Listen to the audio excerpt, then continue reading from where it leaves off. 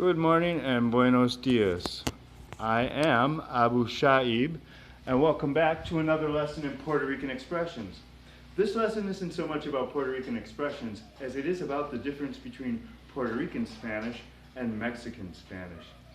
In the United States, spoken Spanish is divided into two main categories: the Caribbean dialect, represented by the Cubans, the Puerto Ricans, and most recently the Dominicans, who are now arriving in large numbers, and the Mexican dialect, which has been spoken in the United States since long before there were United States. Now, there are certain words that you can use freely in one dialect that will sound vulgar, offensive, even profane in the other dialect. Two of these words are agarrar y coger, and coger. Now, these two verbs have virtually the same meaning. They mean to get, to obtain, to acquire something, but they are not at all interchangeable. The Mexican version, agarrar, you can use freely in Mexico to express that idea. However, in Puerto Rican Spanish, as well as in Standard Spanish, the verb agarrar only means to grab hold of something, to grab onto something.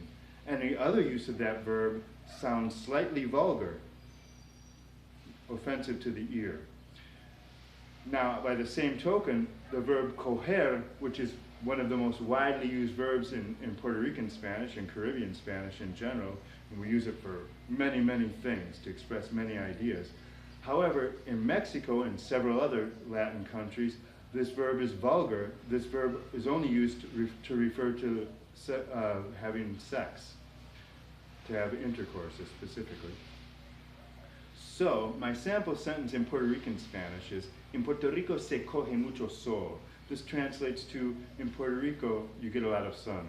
Or in Puerto Rico, a lot of sun is gotten, better translated. And it's true, in Puerto Rico, we do get a lot of sun. Now, I can't use the Mexican verb. I can't substitute agarrar here. I can't say, "En Puerto Rico se agarra mucho sol." Not only does it not quite make sense, but it sounds a little bit ugly. It sounds a little bit vulgar to the Puerto Rican ear. By the same token, I can never use the verb coger in Mexico unless I'm referring to the act itself.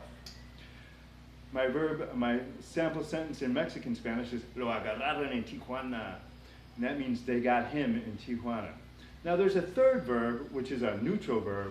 It's a bit more formal. It's more like a literary verb to express these ideas without offending anyone. And that verb is the verb conseguir.